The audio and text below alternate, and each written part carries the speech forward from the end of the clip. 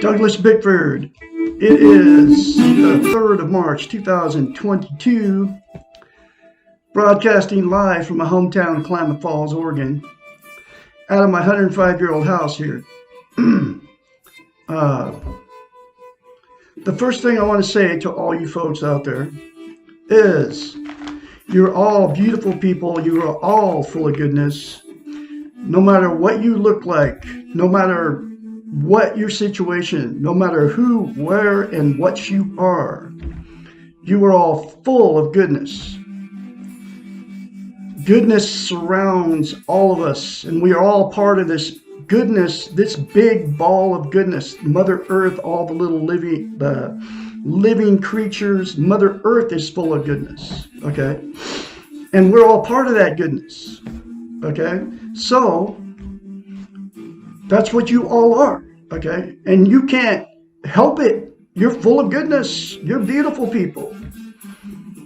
I don't care what you look like. I don't care where you live. I don't care if you're, skinny, bigger, you're beautiful on the inside. It doesn't matter what you look like. It doesn't matter how much money you have. It doesn't matter what material possessions you have, because you are all beautiful people from the inside out. You're full of goodness. I call God goodness. I also call God the Great Spirit, okay? And it doesn't matter what you believe. The only thing that matters is that you know that you're full of goodness. We all are. We were born good. And the proof of that is, unlike all the religions have told us, okay, is that the little kid, the little baby, once he starts talking, right? You all know it. The little kid, as soon as he's born, he's like one big ball of love, okay? And they're born like that, okay? They come out of the womb, man. I mean, there's nothing wrong with them, okay? And then when they hit 2 years of age, as soon as they can start talking, start talking before that, okay? Before 2 years of age. They're crawling around on the floor, man. But as soon as they can open their mouth, guess what they're doing? Hi. This is a little kid, right? You all know what I'm talking about. You go in a grocery store and the little kid's in the basket. He's got a little sister in there. They're all, they're between 2 and 8 years old, 7 years old, whatever it is. Hi. The little girl's singing in the basket. It happened to me at Harbor Freight. I mean, I see these little kids all the time. They're like, hi. They have no inhibitions. You know why? Because they were born with that. Okay. It's called goodness. And no matter what the religions try to tell us, we were not born bad. You can't be born bad into that. Once they get older and they go to school and all that, then they lose that innocence. Okay. So I just had to throw that in there because we've been taught by all the religions that we were born bad, and it's not true. Okay. Anyway, so all that said and done, I'm Douglas Bickford. You all know what I've been posting on Facebook. I'm making many Facebook channels. So anybody that's subscribed to me or friended me on Facebook, I'm making more Facebooks, more Douglas Bickford, because I have a very important message, and what I just told you is one of them. Okay.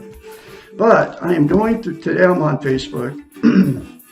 And I get excited about this stuff because, man, I am like fired up, okay, to spread the message out of this book, The Portable Therapist.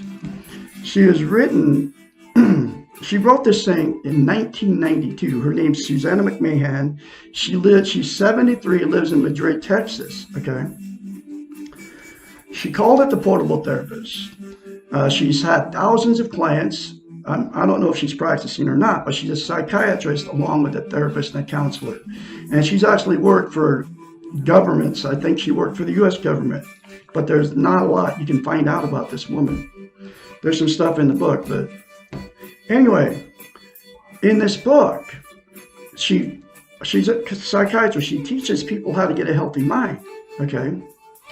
And in order to have a healthy mind, you have to have self-esteem. Self-esteem is also called self-love, self-worth, self-confidence, right? It's how you feel about yourself inside. And then the only way to be healthy-minded is to attain self-esteem. And she knew that when her clients would come see her. I mean, the book was published 30 years ago, folks. She knew that her clients didn't have self-esteem, and she knew the only way that she could break through to them and fix their mind was to teach them how to love themselves, okay? Because that's what self-esteem is, self-love. And in this book, she has a very simple concept. I did this very simple concept in this book, but the first time I did it, I had to force myself to do it because I didn't have any self-esteem, self-love, self-confidence. And there's billions of people on the planet that don't know they don't have it, okay? Anyway, the simple concept from a psychiatrist is this. You say, I love you in the mirror. You say, I love my inner child. You say, I'm worthy to be loved and worthy to love. That's it. You say those three things to yourself in the mirror daily, and it will give you self-esteem on steroids. I guarantee it that it'll work for you. And you don't know what you're missing by not having self-esteem, okay? You'll get this feeling inside. I mean, it's like all real, okay? Like me, I had none because I was emotionally, sexually, and physically abused as a child, and I got self-esteem sitting in an RV park, an old RV, 87 Prowler. The doors were falling off. I mean, it was like crazy. I was like, I had left a toxic relationship working on 17 months ago now that I got into because I didn't have any self-esteem. It lasted 3.5 years, but I ended up in a RV park called the Lakeside Motel and RV Park in Christmas Valley, Oregon, right? It's really a nice place. But this RV I had was clean, but it was like the doors are falling off. I had a soft bed in there because I had thrown one of my beds in there. But when I left this woman, I left everything I owned, who I let go and love to her. Because all these past, I've been married 4 times because of no self-esteem. Because of all these past relationships I've been into, I got into with no self-esteem, so they always turned toxic to each other. But all that is in this book. So I'm going through this book one chapter at a time, and here is the next chapter.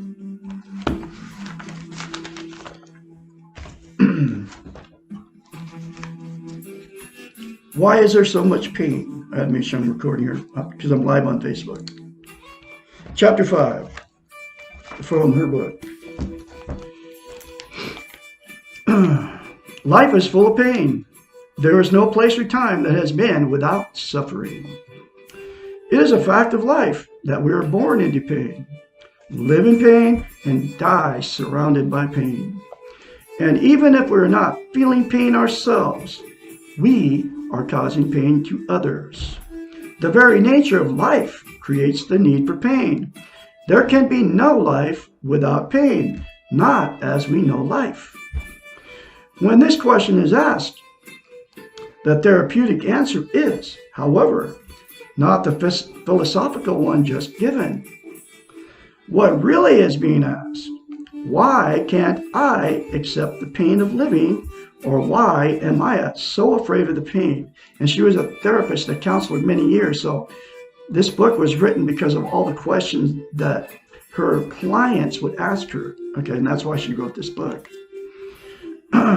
The doing model, referred to in the previous question, which was yesterday's video, does not teach acceptance of anything.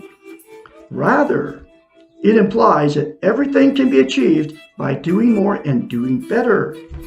It implies that, number 1, your destiny is in your control. And therefore, you are responsible for what is happening to you and around you. Number 2, if you are in pain, then you are doing something wrong. And number 3, if people around you are in pain, then you must do something to help them stop the pain. The being model, which was also talked about in yesterday's video. The being model has been called the model of acceptance. Accepting is probably one of the most difficult tasks for those of us brought up and trained in the doing model. Accepting pain becomes a huge challenge. Differentiating between necessary or unacceptable pain and unnecessary or unacceptable pain is difficult and will be dealt with later on in further chapters. Paradoxically, as soon as we can accept the fact that we cause pain, advertently or inadvertently, then we cause less unnecessary pain. I had to do all this stuff because I've caused lots of pain in my life. And you all know, there's a lot of you that know me in Klamath Falls. You know me, okay? Douglas Bickford. I was out there carousing around, chasing women and all that stuff back in the 70s. And I was causing harm to all these people, but I didn't know I was doing it, okay? Because that's how we've been trained and taught, you know? Anyway, so we have to accept that we've caused pain, and I've had to accept that, and I got healthy-minded when I was sitting in that RV in Christmas Valley, Oregon, by going through this book and reading this, okay? I've been going through this book over a year, making videos on YouTube. The 5th time going through this book. Every time I learn a little bit more, every time I read another chapter, okay? And then the other thing about this book, she says that we've been trained and taught not to have self-esteem, self-love, self-confidence, self-worth, okay? Every chapter almost talks about that. Not all of them, but like she just mentioned here, our training in the doing model, right?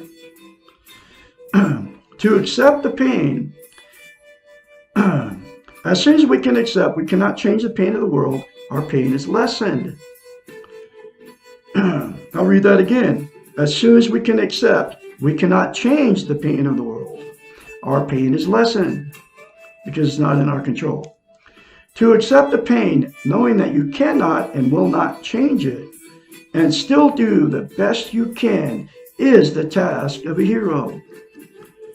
To do the best you can for yourself, for the moment, while simultaneously knowing and feeling pain without becoming cynical, helpless, or paralyzed by fear of the pain, is also the task of a hero. To put your shoulders back, your eyes up, and to march into the world full of pain without understanding it or needing to explain or justify your innocence is a superheroic task. To be a hero requires self-esteem and social interest. To have these, one must be able to accept that reality that life involves pain. Woo! Very important chapter for you folks. You all, please share these very important life-changing videos. I can be your mentor when your change starts for you. You can contact me at 458-232-5238. No, I don't do Messenger. So if you want to talk to Douglas Bickford, just give me a call. Okay, I just gave my phone number. You all remember that you are beautiful people out there. All good things are going to come to you. Today is going to be a great day, which is the 3rd of March 2022. I will be talking to you with another chapter tomorrow, which will be chapter 5. Why am I so afraid?